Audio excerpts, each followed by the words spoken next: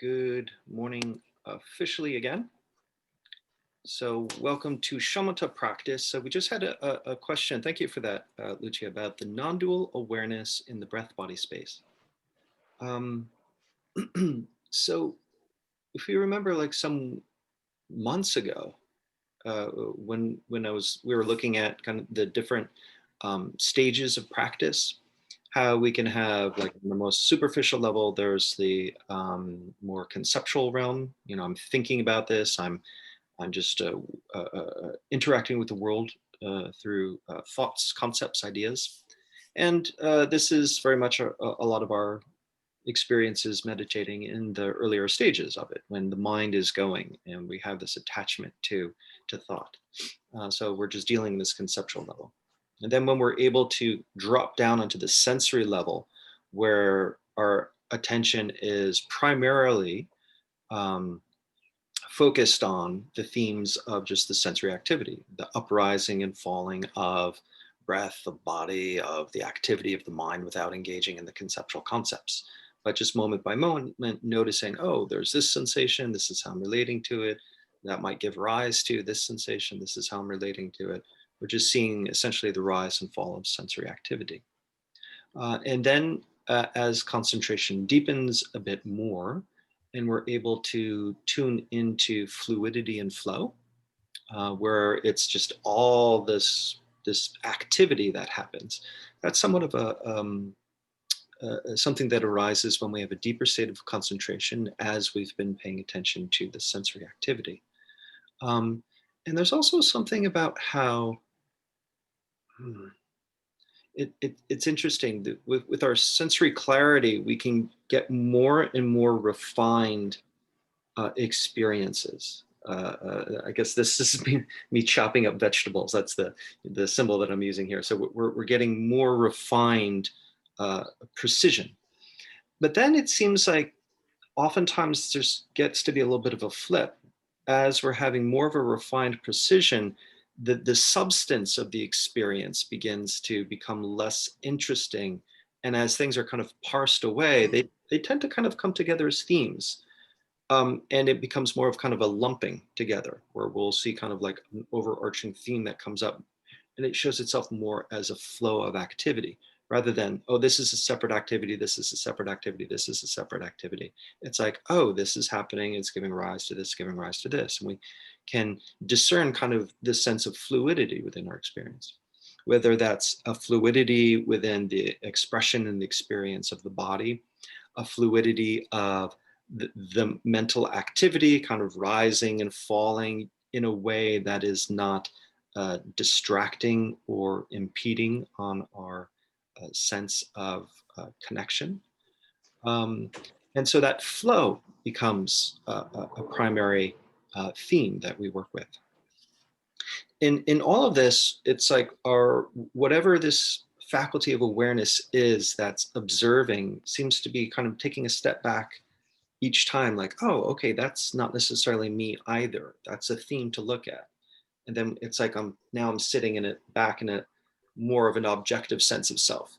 But then eventually that becomes an object of focus or an activity to look at as well, as we kind of sit back. We keep sitting back, as we are noticing more refined experience of this activity of, well, self and world. And we start to get this contact with, well, this whatever this activity of selfing and this activity of worlding, they kind of co-occur. Yeah, so it's this self world becomes this unified wave, so to speak, the rising, the falling of it. It might begin to separate, individuate. Oh, this is a me observing of this. It might begin to collapse again. So if we can notice those moments of collapsing, um, sometimes we can look at it as simply as concentration becomes so refined and attuned to present time awareness that there's no time or space for a self to emerge in response to sensory activity. So what would that look like? Going through the different stages, I I hear a bird outside, and just on that conceptual level, it's like, oh, that's a different type of jay. I haven't heard that in a while. I wonder if we're getting a different migration of birds coming through, blah, blah, blah. I'm off to thinking. That's how I'm dealing with that sensation. On the sensory level, it's like, oh, I hear a particular bird. I hear it. I feel it impact the body. I notice a smile arises. I might have a sense of, okay, that's a bird. And then I let go of it. Um, on that flow level, there's a sense of sound. Sound penetrates body, observing that flow into its giving rise to maybe some emotion that rises and falls. And then that might become an instigator for another flow of activity. But there's less of a sense, each time there's less of a sense of trying to map on an idea, a perception, a context to it. It becomes more about, this is just an uprising of an activity. And then at a certain point, it's like, I can hear the bird's call, but the attention is so kind of like penetrating into it. There's no sense of me hearing bird. It's a unified activity that rises and falls, and there is no me in that. There is no bird in that. There's this collapsing of perceived and perceiver. So that might begin to give us a sense of kind of, well, this non-duality. Yeah, there. Now then, um, it can get very, very abstract, but I think that we've all touched upon it in one way or another. Um, as a teacher of mine said, we're all enlightened 100 times a day. We're just not really awake for the experience. So just think about the times when we've been really involved in a conversation we're really into, or we're involved in an activity or hobby that we really enjoy. We get into these flow states. And within these flow states, there can be this thinning out of the me here. I'm not pulled into my rumination, and I'm not having a meta commentary on what I'm doing.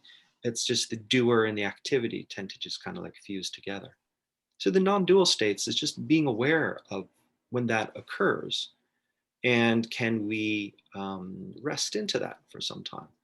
And we can even take that as the objective focus, even though it seems like at that level, objective focus doesn't really apply so much as we can just kind of rest in the state of just not having a self emerge, and at the same time, not putting the sensory activity into a category of a thing either. I don't know. Does that begin to, is that helpful, relevant, Lucia, to your question, or does that kind of make it a little bit more complex? Yeah, no, very much so. I think it's a good sort of overview. I think I was just sort of still a little bit confused as to, wait, is it more like an approach and technique, or is it like a level of concentration you achieve eventually after going through more dual sort of states of awareness? But I think it's probably like a little bit of both. A little bit of both, for sure. The more concentration we have at our disposal definitely helps. Um, so the more that we can cultivate access concentration, that will help us be able to uh, um, have those sorts of experiences. And also, you were talking about it in the context of the breath, body, space focus. So I think, looking at that theme of spaciousness, um, if we're so within that breath, body, space approach, I might have this sense of, all right, can we have this progressive contact with breath? All right, now then, can we expand the scope of focus to include body? That's a broader focus, but can we maintain this level of concentration? And then can we open up our focus to include just spaciousness, the spaciousness without, the spaciousness within, taking a little time to examine the boundaries. What's the difference between breath and body? Those boundary tends to fall away. Where does body end and space begin? When we examine that, that can sometimes begin to fall away. So in that way, sometimes we can look at, well, what is this nature of one thing versus another? And when we look at those boundaries, sometimes they begin to collapse or bleed together.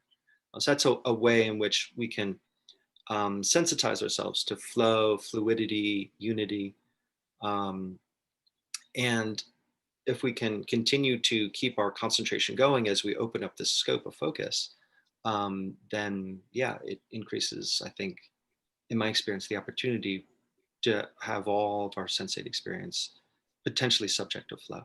So the breath, body, space, focus, sometimes I feel can be helpful in that. That's a broadening effect. But then also, yeah, conversely, we can just narrow our focus as well, go the other way. Rather than going broad, we can go very, very narrow. And then within that too, that could also facilitate it as well. So the breath, body, space is just one particular technique approach of this systematic broadening to help us get towards that. Mike, it feels like that person who says to you they're doing something and they say, "Oh, I'm sorry, I'm late. I lost track of time." They're in that flow. Right. I I mean, like to use that excuse myself. It's just like, well, time and space, it just doesn't apply to me. So I'm sorry, I'm about 45 minutes late. yeah. But think of it, it's that flow. It's that flow. There's no duality. Mhm, Duality is time out there, time here. mhm. Oh wait, there's you and then there's almost no relationship to time when you're in that space For because there is sure. no you. Yeah. So time gets very, very, Athletes say it all the time. What were you thinking, when you dropped back and you saw that? He goes, I just did instinctively there was no thought. yeah. They tell you that all the time. That moment, what happened? So that's an excellent point. When we're in those flow states, time becomes a little immaterial. And also there's this, since you're pointing out those states, flow states that athletes and others reflect upon, there's also an inherent sense of joyfulness within it too. There's an inherent sense of joy. So that's also a lead in as well. Yeah. Um, Juan, yeah, you have your hand up? Um, that's actually a good question because that's something that I think that I can get away with saying that at certain times in my life when I was deeply immersed in certain activities, specifically drawing, uh, painting from life. I draw that distinction between working with characters you've made up or things that you're just drawing directly out of your mind. But I've seen it there too. It's just that when you're not in the symbolic stage, you're just actually doing execution, or practicing Aikido, or because that was constant sensory input and you had to respond. Once you learn the movements and everything. I guess because of those experiences, it's easy for me to look at, those periods where it feels like you're in a flow state or some kind of non-dual state. With leaving the dojo, getting your, going back into your street clothes and getting on the subway. It's outside of the and I was always very aware of this tension, and now I understand it because I understand the difference between concentration work, let's say, and insight work, that, concentration work only lasts so long and you snap out of it to deal with the realities of living. And I guess I have trouble imagining someone being able to stay in a flow state, having to deal outside of the rarefied container of a monastery or something. Mm-hmm. Like, I understand through insight, you can get certain changes the way you look at things that might be lasting or theoretically are lasting, like like a dropping away of defilements or a lessening of one's reactivity to the defilements. And, eventually, hopefully you abandon them all at some stage or in some lifetime. Mm-hmm. But Being able to sustain that outside of a monastic environment. Yeah, I mean, For you sure. practiced kung fu for some years, and then you were also in the Zen monastery, so you have some idea of, like, I'm talking about. I'm sure you have everyone probably does, of, like, okay, you're in this space, but then you have to go deal with the laundry. Mm-hmm. Like, excuse me, I for a while I pulled out the headphones and listened to the speaker and put on because I was dealing with the laundry. Mm-hmm. Mm. So it's like, for sure, it's difficult. It's more difficult than being in a very contained, protected environment. Um, I guess a couple things, and then we'll go into the sit. yeah. Yeah, sorry, I didn't mean to drag things down. No, not at all, not at all. These are good questions, really. I mean, how do we integrate these experiences? Because yeah, they can be rather non-worldly, but then to your point, deep states of concentration kind of end when we get up off the cushion. I do go back to this idea of the state to trait mindfulness. You know, the more that we are engaged within the practice, the more the brain actually cultivates the neuroanatomy to support shortcuts in order to get there. And then the more that occurs, the more we can reflect upon the presence of these attributes at our baseline experience. You know, baseline increase of mindfulness, baseline increase of sensory clarity, concentration, equanimity. And there are times when our deeper defilements come up, trauma activation, or just the general freneticness of life takes over and we kind of lose that. So it's not like we have this constant, experience all through life. And then there's the moments where it's just spontaneously concentration can arise as soon as we turn our attention towards something, where it's like pick up the cup of coffee and then all of a sudden there's just this collapsing of like, space as like cup and mouth come together, where it's just like there's these moments where it's like just because I'm turning my attention towards something, it can really become this deep, broadening, purifying experience. That's entirely possible for that to happen with increased frequency, duration, and intensity as well. And then we start to talk about, this. They talk about these awkward intermediary periods in practice as the way that some of my teachers will have talked about it as just allowing emptiness to take over. So this whole idea of like the Zen ox herding pictures, it's like the boy finding the tracks and sees the tail of the ox and everything, and then towards the end there's the image of the boy riding the ox backwards back to town.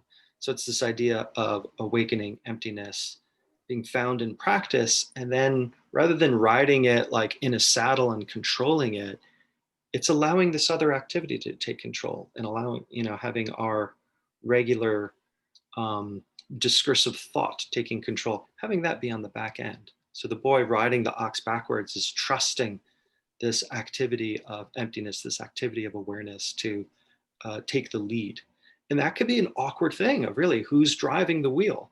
So, if we're at this practice for quite some time and these states and stages begin to take root, sometimes emptiness is driving, sometimes the regular egoic self is, and it can feel a little awkward sometimes. I think you and I were talking recently, and you were quoting some teachers saying that, yeah, we just need enough ego to open a door, brush our teeth, and drive a car, really. Well, Mike, what I was going to say was, I think it was a long time ago, Howard Cosell, when he was alive, did an interview, and he found, or they did a study, they found the most dangerous, where you needed the most awareness, as in sports, was driving a car. Mm.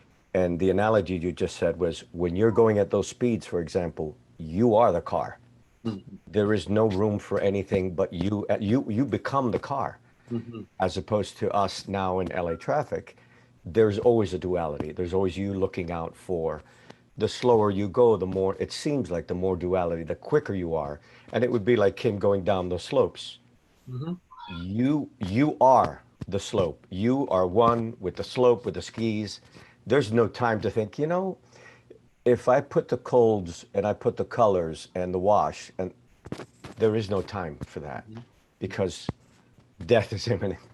Do you know what I mean? There's that sense of, there's that natural response of really having all yeah, the senses open, take in all the information, and there's no time or space for self. there's no time or space. No, Yeah. somebody who's going at 100+ miles an hour over curves Mm-hmm. is not going to think about anything else. Mm-hmm. Absolutely. You know what I mean? There is no duality. So excellent points, and we can definitely continue that conversation, but I want to leave some time to actually sit. But in that, with that analogy that Jonathan just brought up, even though we're sitting and being rather mellow, can we still open up our sensory attention to take in that much sensory activity? Yeah, Kim? Sorry, one quick question. So to Jonathan's point, I've been able to tap into that. So when you're in sitting practice though, and you touch into that awareness of just sensory and you're no longer you, I guess my question is, how do you sustain that? Mm. Well, what comes up to disrupt that? Is there a sense of, oh, wow, this is happening, and then boom, you're kicked out of it in a way?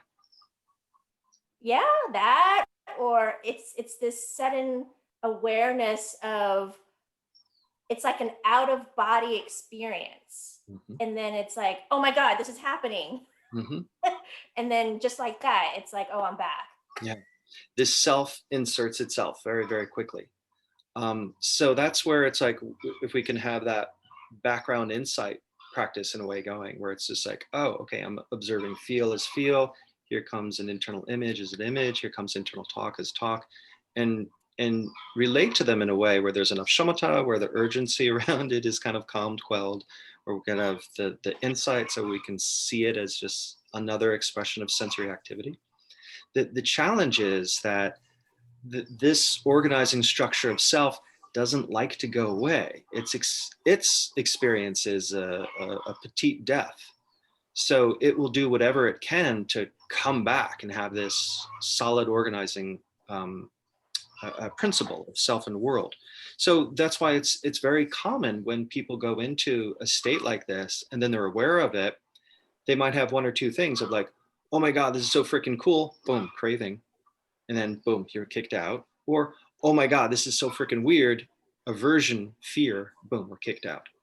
So can we have the sufficient equanimity so that the craving and aversion is kind of quelled to the point? But usually it's just that, wow, this is cool, I want more, or just the surprise reaction, or literally the fear survival mechanism gets kicked in. So those are things that kick us out. So if you're aware that this happens, Kim, then maybe the next time as it's occurring, just have this sense of like, okay, at some point, this, wow, this is so freaking amazing, is that pattern is going to show up.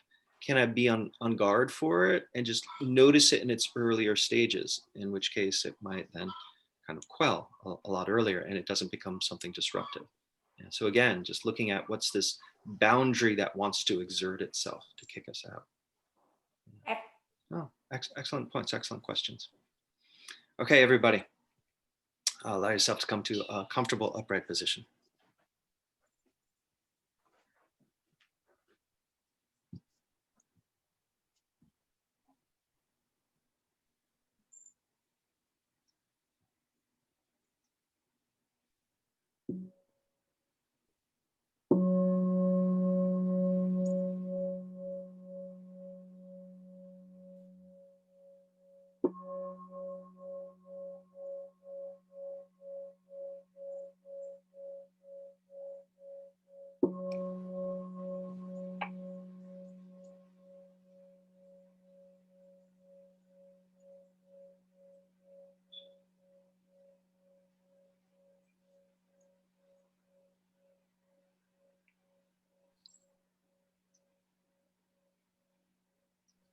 Allow yourself to straighten up and settle in.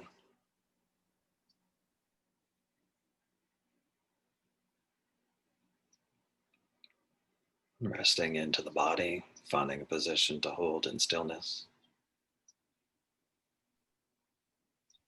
And resting in awareness itself, that brightness, aliveness of mind, body, however that's available.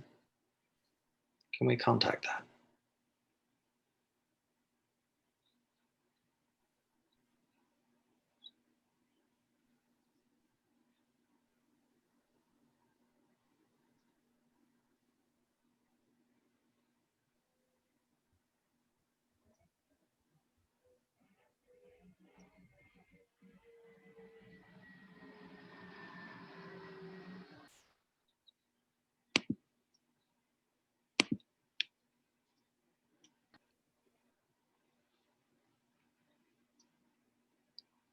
And begin to find your way towards the breath.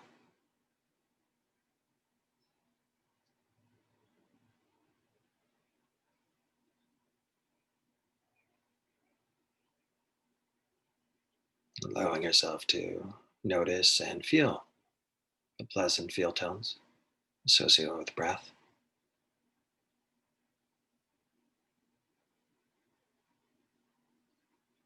We can sharpen this focus by noticing the four stages of breath: the in breath, top of the in breath, out breath, base of the out breath. Notice the different nuances of pleasant, gladdening, and balancing qualities available at those four stages of breath.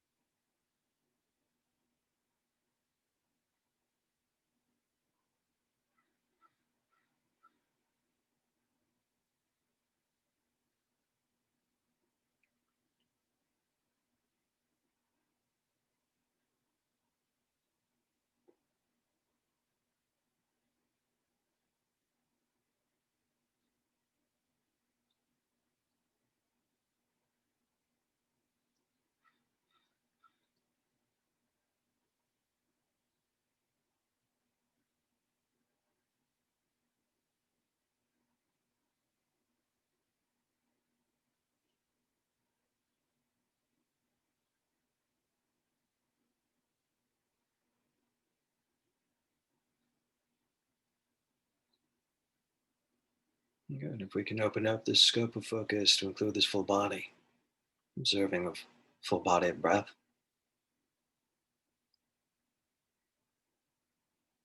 whether that's the breath is felt in the rest of the body, whether that's the pleasant feel tones that arise within the body, or just being open to any and all sensations that rise and fall, be they pressure and pressure or emotional in nature, to feel out, feel in. Allow yourself to open up to this feeling space of the body.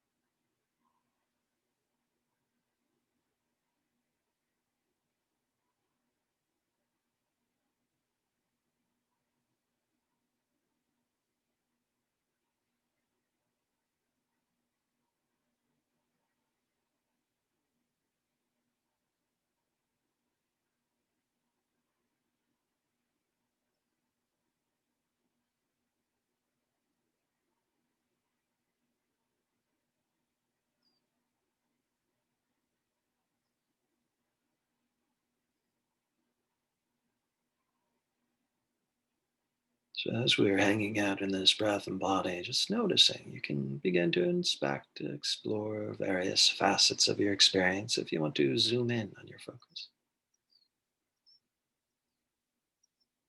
Noticing a facet of your experience at a time, how a sensation arises, comes into being, flourishes, passes away from being, or simply wants to move from point A to point B, expand, contract, whatever it wants to do, or it may want to stay solid, immovable.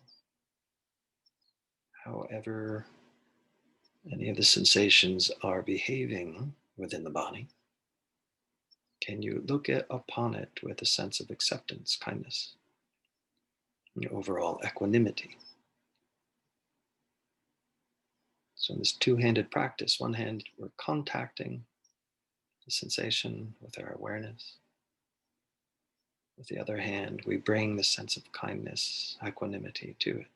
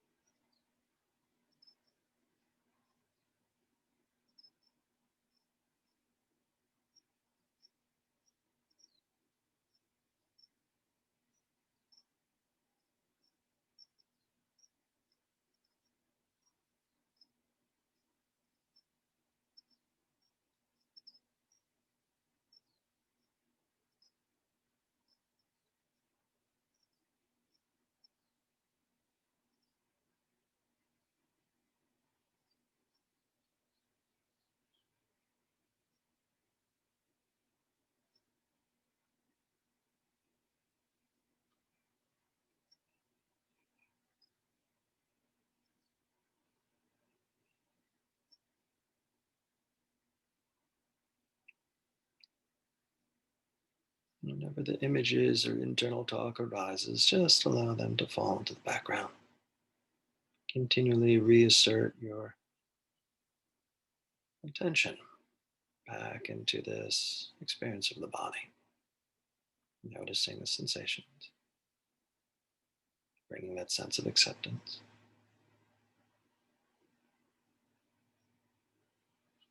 So we can notice the breath itself wants to expand and contract, however you experience that. The different nuances of sensation within the body may also expand or contract. Some part may want to move out here, pull in there. So just begin to attune yourself to the activity of expanding and contracting sensations in breath and body.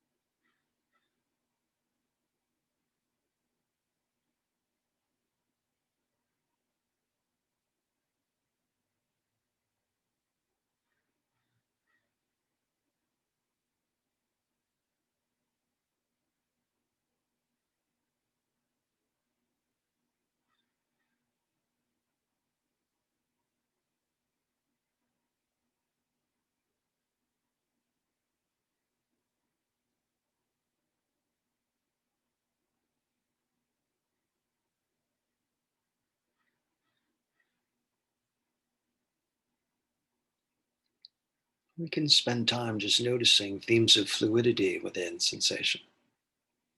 If we contact a sensation, be it breath or any other sensation in the body, it could be an emotion, it could be a pressure on pressure sensation. If it wants to move in any way, shape, or form, allow it. If it wants to expand, allow it. How much does it want to expand? Can we track that experience? If any part of it wants to contract, can we allow that and follow, track that experience? So just attuning to these themes of following, expansion, and contraction within the sensations in the body.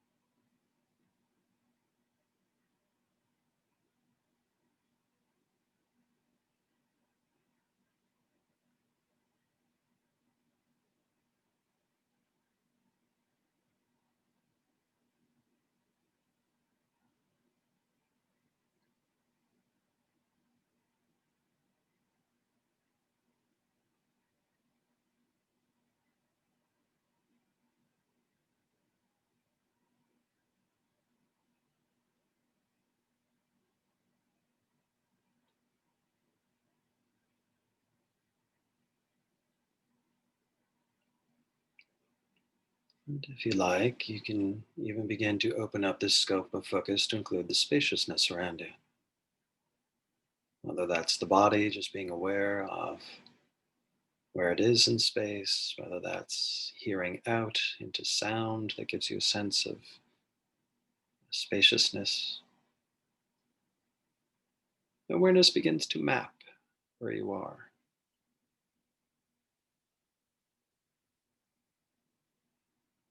You can also notice the themes of expansion, contraction there. Merely expansion, contraction, and awareness itself. Our attention can expand outward towards a sound some distance away. It can contract into that point from whence that sound is emanating. It can elicit an expansion of a particular sensation within the body. And a contraction of attention back towards the body. So allowing yourself to be open to breath, body, spaciousness, in whatever way that feels contactable for you. Continue to note the themes of expansion and contraction, whether that's sensation, attention, awareness. And then it's easy to get foggy the broader we have our focus. So if you wish, you can even use a labeling set. Whenever you notice expansion in any way, shape, or form, label expansion. Whenever you notice contraction in any way, shape, or form, label contraction. Sometimes you may be aware of both occurring simultaneously, in which case it's both. And if none is available, label none. Expansion, contraction, both, none. It sounds something like this. Contraction, contraction, expansion, contraction.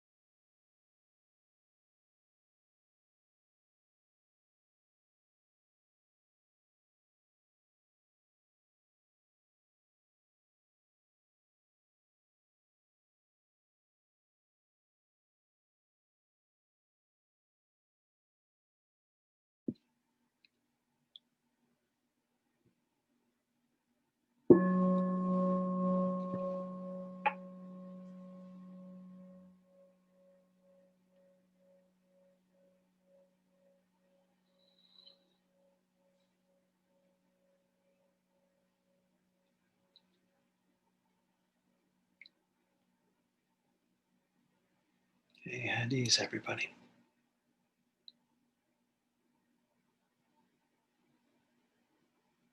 So, eyes open, yet still allowing yourself to receive the momentum of your practice. What did you notice? What did you observe? What was relevant for you this morning?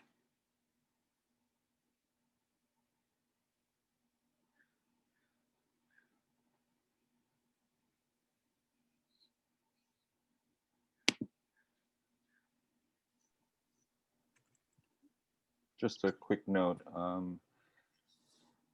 If you were trained originally in a Theravada or secular mindfulness based on Theravada, you have the conditioned habit of always closing your eyes at first. I had a lot of speculative reverie, fantasy, intrude today while I was trying to keep a narrow focus on the cycle of the breath. So I just fell back on the old thing of just opening eyes a little. A couple of times I had to open the eyes, go to soft gaze to like, okay, I'm here. I'm not over there. So, that's one thing that kind of regrounding myself there because the picture playing, the movie screen was going, It's a good way to combat that for sure. Sometimes just simply opening the eyes and then allowing yourself to ground in external visual plane that tends to diminish the internal seeing for sure.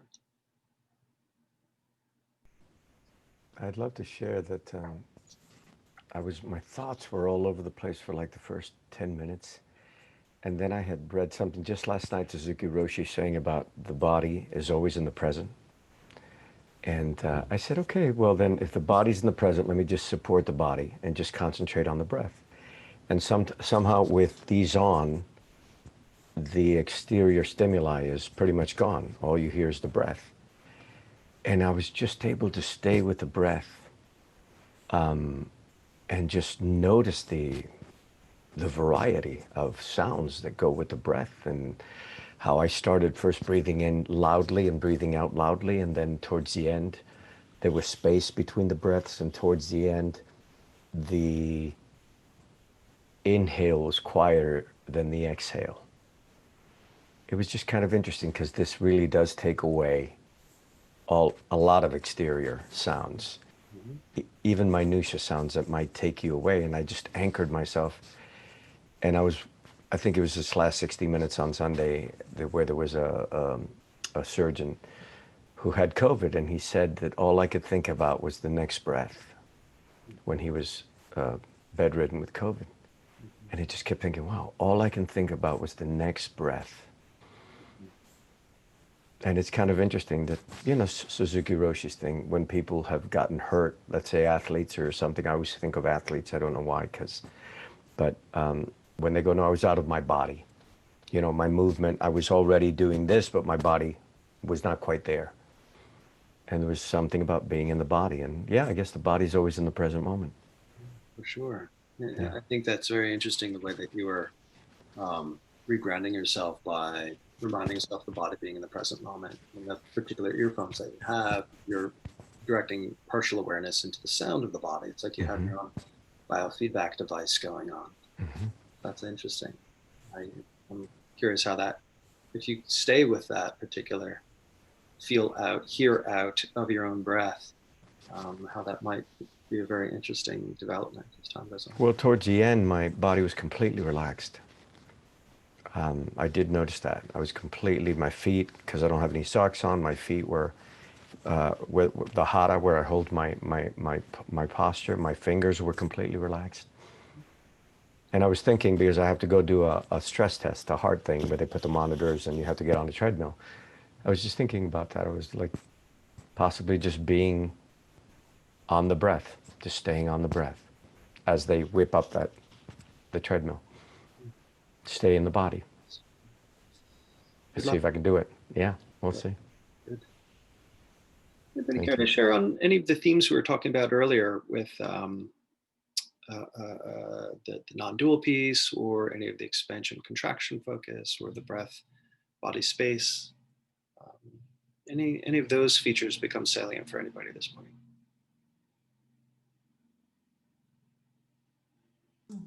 Yeah, I think when you first introduced this particular expansion contraction theme a while ago, I had a hard time with it because I think I was like, I'm not doing it right. It's kind of like a high potential of like maybe like doing it wrong somehow. But I think I've really come around, and I think it's a very soothing exercise for me to do this sort of like tapping into flow is very soothing, especially when it's like when it starts growing outwards into like paying attention to the expansion and contraction of awareness and space.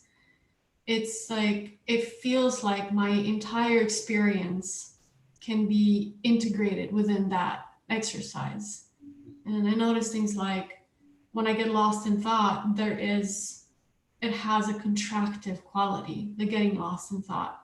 And then the realizing it's like it has its own expansion that comes with it. So it's pretty cool. I really like it. I feel like it's got this like, it's like a way into the realm of like, flow and subtlety. And it just feels like, sometimes it feels like it's like I can penetrate these other layers of like deeper reality, somehow. But yeah, it's cool. I really like this.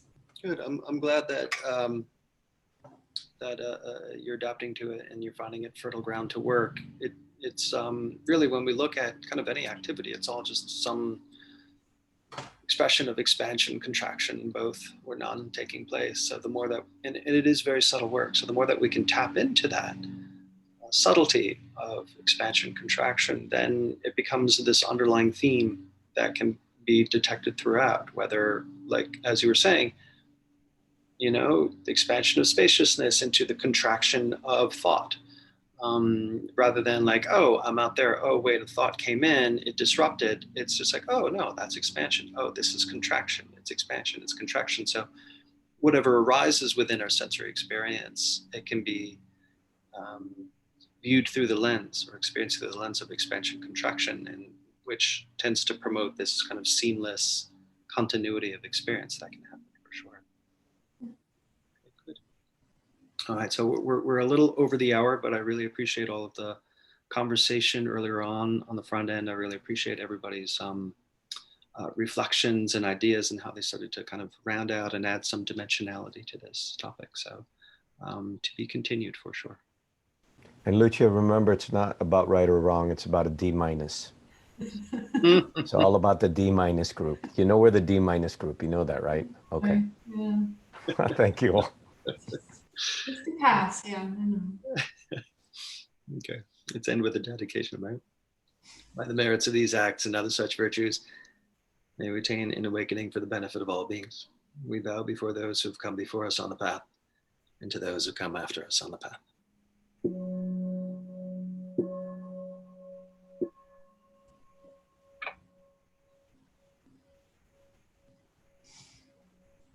Okay, thank you, everybody. Thanks, everyone. Thank you, everybody. Thank you, Michael. Have a good day, everybody. A nice hot day. Bye.